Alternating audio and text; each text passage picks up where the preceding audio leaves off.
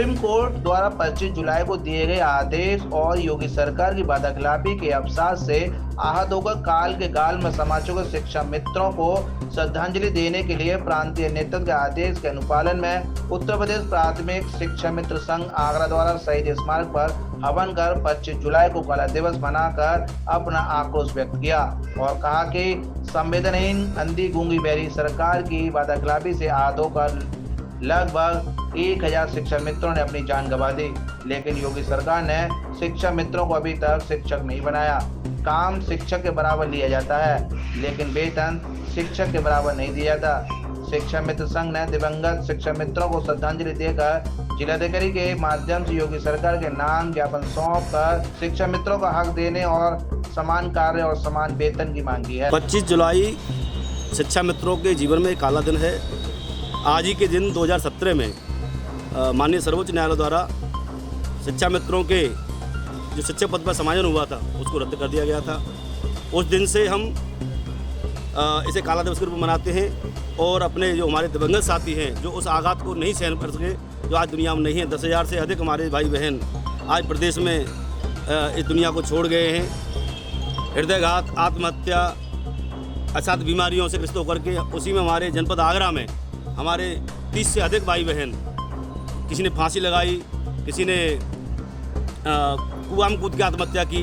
इस तरह की घटना घटित हुई तो हम उन सबकी आत्मा की शांति के लिए आज इकट्ठे हुए हैं, उन्हें श्रद्धांजलि दे रहे हैं और साथ ही सरकार से मांग कर रहे हैं। आज हम ज्ञापन भी सौंपेंगे माननीय मुख्यमंत्री के नाम कि माननीय मुख्यमंत्री जी, जब हमारा शिक्षा मित्र काम समान करता है तो उसको वेतन भी समान मिलना चाहिए और जो हमारी लंबी समस्या हैं, मांगे हैं, उनको पूरा किया जाए। अन्यथा की स्थिति में 5 सितंबर को शिक्षक दिवस के दिन शिक्षा मित्र मजबूर होकर के एक बड़ा धरना प्रदर्शन करने को बाध्य होंगे। गीता पटेल, शिक्षा मित्र बहुत सारी समस्याएं से जूझ रहे हैं। हमारे पास सारी डिग्रियां होते हुए भी हमें हमारे लिए कोई न्यायिक बात नहीं हुई। सरकार ने हमारे साथ में कोई न्याय किया ही नहीं। हमारे इतने साथी भाई बहन जो मौत की गोद में चले गए, उनके लिए एक शब्द तक नहीं बोला गया है। क्या सरकार इतनी अंधी बहरी कैसे हो सकती है? मैं पूछती हूँ, जो लोग मरे हमारे साथी, क्या वो आतंकवादी थे? क्या वो इस देश के वासी नहीं थे? हर किसी के लिए बोला जाता है तो हमारे भाई बहनों के लिए क्यों नहीं बोला जाता? उनके लिए 2 शब्द नहीं बोले जाते जो इतने लोग मरे। आज उनके लिए हम श्रद्धांजलि दे रहे हैं। क्या हमारी सरकार के लिए इतनी भी ताकत नहीं है या उनमें इतनी भी पावर नहीं रही है कि जरा सी भी संवेदनशीलता नहीं रही है?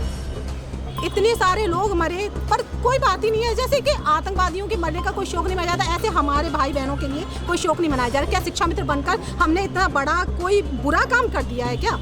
हमने पूरी पढ़ाई की, पूरी डिग्रियां पास की, टेट पास हैं, फिर भी हमारे साथ तो कोई भी व्यवस्था नहीं है।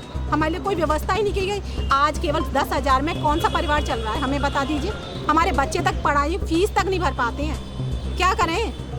क्या चाहते हैं भाई? हम तो न्याय चाहते हैं। जब हमें हर काम के लिए बराबर किया जाता है, शिक्षकों के बराबर हर चीज़ के लिए आपको ट्रेनिंग भी करनी है, आपको मीटिंग भी अटेंड करनी है, आपको ये जो भी नए नियम आते हैं वो हमारे ऊपर सारे लागू हैं, तो केवल पेमेंट ही क्यों नहीं लागू है? वेतन क्यों नहीं लागू है? उसी सीट पर उन्हीं बच्चों को हम बराबर पढ़ा रहे हैं, लेकिन वेतन के नाम पे कुछ नहीं। एक चपरासी को भी हमसे ज़्यादा वेतन मिलता है, फिर हम एक टीचर के बराबर बैठ के पढ़ा रहे हैं और वेतन के नाम पे 10,000 कहाँ पर है?